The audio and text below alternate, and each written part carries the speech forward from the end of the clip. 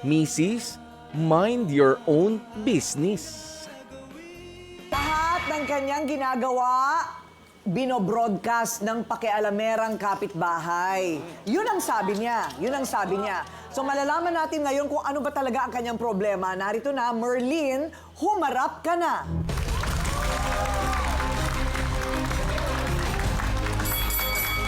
Okay, Merlin, anong problema mo?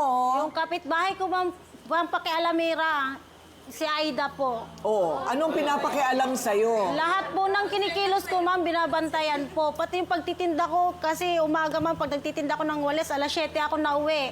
Ay, alas 7 ako umaalis, nauwi ako minsan pag tumal, ginagabi ako, minsan pag hindi tumal, maaga ako nakakauwi. Sinasabi, yung mga anak ko daw, nagkakalat-kalat. Siyempre, ma'am, hindi ko matutukan kasi pagtitinda ako, naglalako ako ng walis. Ilan ang anak mo? 8 po, ma'am. Marami ako.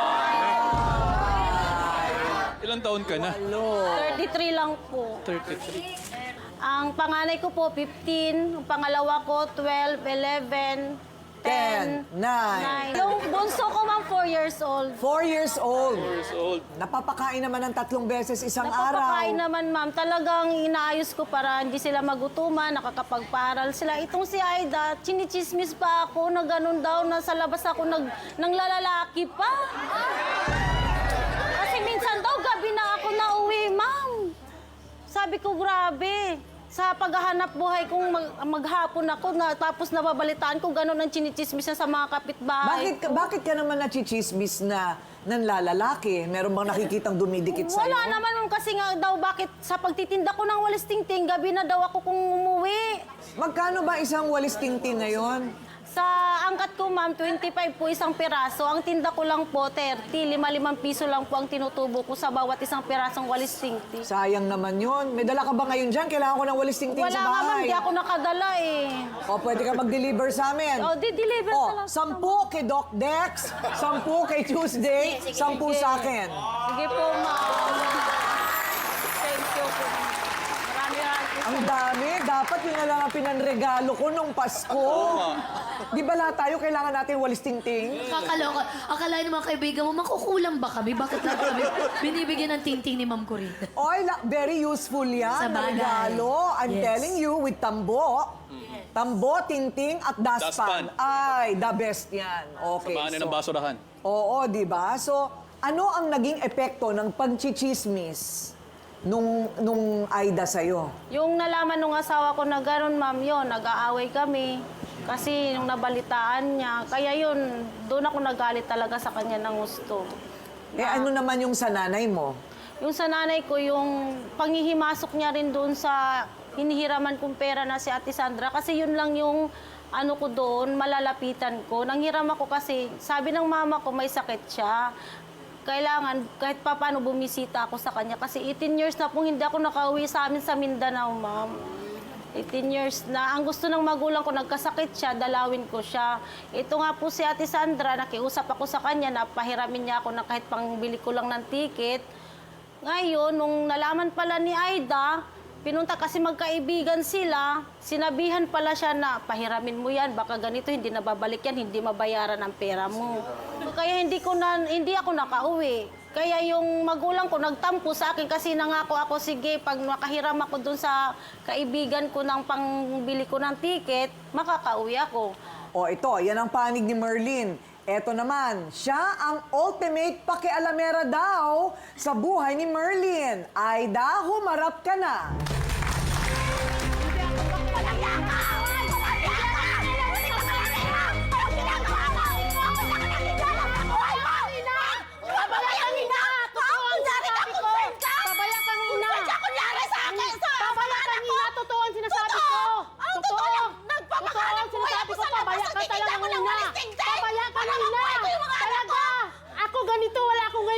Concern lang ako sa mga anak mo. Concern ba ang tawag mo doon? Mabuti ka nga, marami kang anak. Tapos pabaya ka pa. Ako Ano na ngayon, ginagawa ko? kailangan ko nga ang anak. Wala akong anak. Ikaw pabaya na marami kang anak. Hindi ako nagpabaya. Naghahanap buhay lang ako para may rangos ko yung mga Hindi anak ko. ako pakialamira. Concern lang ako sa mga anak mo. Concern ba ang tawag mo Concern doon? ka lang talaga ako. Concern ang Concern. tawag mo doon. Okay natin ngayon ang kabilang panig, si Aida, na tila lahat ng galaw daw ni Merlin ay sinisilip, pinapakialaman at ichinichismis. So ano naman, Aida, ang version mo dito sa kwentong ito? Concern lang po ako sa mga Hindi, anak concern niya ang tawag mo po. doon. Kasi ang mga anak niya, nakikita namin kung saan nagpupunta. Tapos minsan, nandoon sa highway. Dinadala lang ng mga kapitbahay din namin, inuuwi sa bahay nila. Hindi, Galing concern sa ang highway, tawag kung mo anong doon. mangyari po. Pangingialam. Ilan taon na yung mga bata? Pang-7 at saka pang-8. Okay, so yung bata, yung 4 years old. Opo, at Yung saka 4 na taong gulang. Opo. Magala pa kasi yung ganong edad eh. Malikot talaga yung ganyang edad. So, pag-alagala baka masagasaan sa highway. Oo, naghahanap na ano siya ng walis, may iniiwanan man siya na nalulusutan din kung sa kanya nawawala ay na ano rin kung saan nagpunta. Nalulusutan? Oo, nalulusutan po siya. Si Aida, ang background niya, wala siyang anak. Bakit wala kang anak? Ayun ko po kasi ano na ako ngayon 52. 52 na. Wala na akong regla ngayon dati. Wala Oo, talaga pero may akong asawa anak. ka. Mayroon po. Ayun, so gusto mo sanang nagkaanak ka rin, Opo. ano? Kaya mahilig ka sa bata. Opo. Mahilig siya sa Mabuti nga bata. po siya, binigyan ng maraming anak tapos pinapabayaan pa niya. Yun. Hindi ako magpapabaya, Ate Aida. Alam Kasi mo gabi naman ka na na naghahanap buhay ako.